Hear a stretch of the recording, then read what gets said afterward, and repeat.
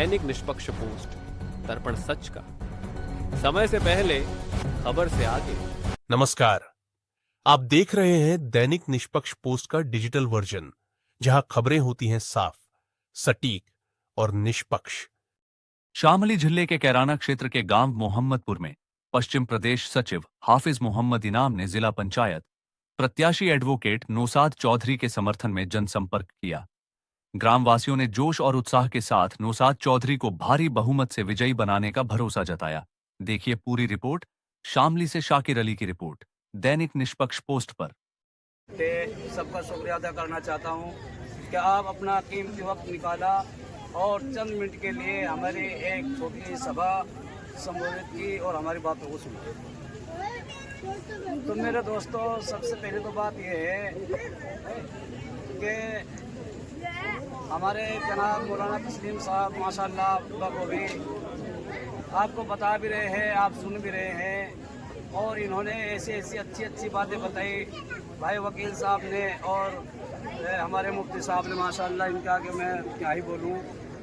तो आप हज़रात से गुजारिश ये है कि आप अपने अकायद को पहचानो, आप अपने लीडर को पहचानो, क्योंकि कैंडिडेट हर तरह का कैंडिडेट सामने आवेगा, हर तरह का कैंडिडेट हमें और तुम्हें बहकावेगा और वोट लेके और चला जाएगा।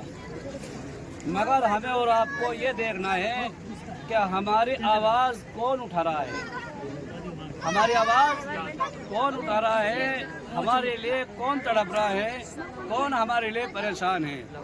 तो मेरे दोस्तों, हमें एकजुट होकर, हमें एक माँ बाप की औलाद बनकर तमाम घरेलू जो भी झगड़े हैं, जो फसादात हैं, उनको भुलाकर एकजुट होकर वकील साहब को जिताना है।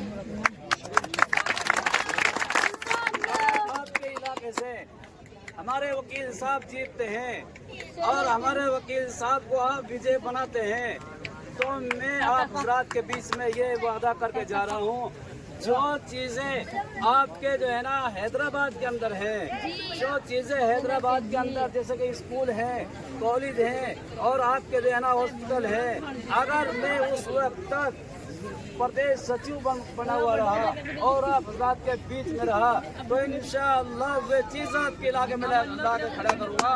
आप देखते रह जाओगे। मेरे भाइयों दोस्तों, हमें तो ये देखना है कि आगाह है अपनी मौत से कोई बशर नहीं, सामान 100 बरस का है पल की खबर नहीं। मेरे अजीज दोस्तों, ये जिंदगी जो है एक आने जाने वाली चीज़ है। कोई अब आया, कोई कल चला गया, कोई कल आया अब चला गया। मेरे दोस्तों, जितनी जिंदगी बची हुई है ये हमें एमआईएम पार्टी में लगानी है और हमें वकील साहब को विजय बना के यहाँ से जिताना है।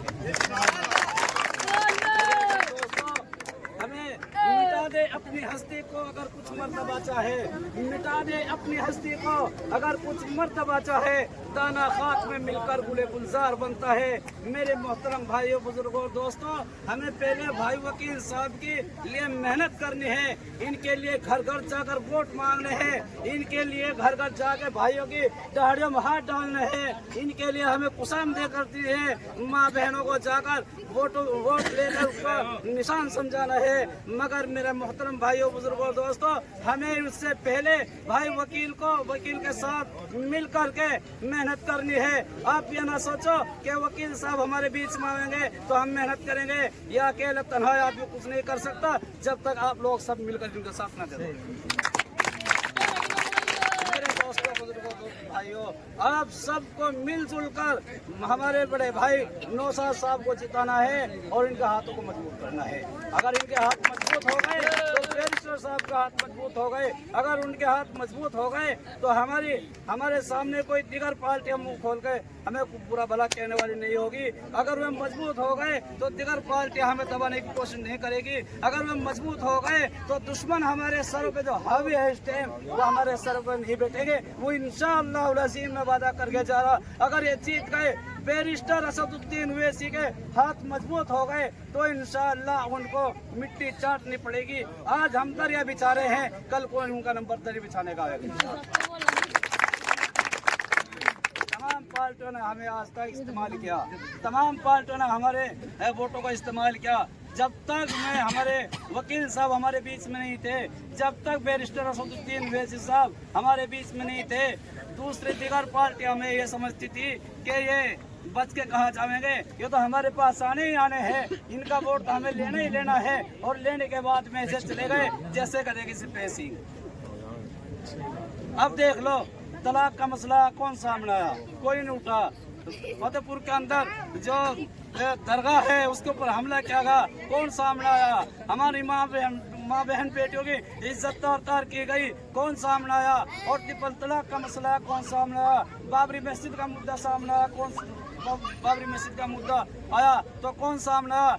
जुबैर नसीर को गाड़ी के अंदर चला दिया गया, कौन सामने आया? वो हमारे कायद, हमारे बैरिस्टर असदुद्दीन ओवैसी साहब के दिल के अंदर कुरान हुई, उनके दिल के अंदर चुमन हुई, और वहाँ से हैदराबाद के अंदर बैठकर उन्होंने ललकारा तो वो आवाज हमारे कानों में पड़ी। इसलिए हमारे वकील साहब मैदान में आए, आप इनको जगाओ, आप इनको जिताओ, तो इंशाअल्लाह अज़ीम कोई दूसरी पार्टी तुम्हारे सामने मुंह खोलकर कोई आवाज लगाने वाली नहीं होगी, वो सिर्फ सुनने वाली होगी इंशाअल्लाह। अगर आपको हमारी यह खबर पसंद आई हो तो वीडियो को लाइक करें और ऐसे ही विश्वसनीय और तेज खबरों के लिए हमारे चैनल को सब्सक्राइब करें। बेल आइकन दबाएं ताकि हर अहम अपडेट आप तक सबसे पहले पहुंचे। धन्यवाद।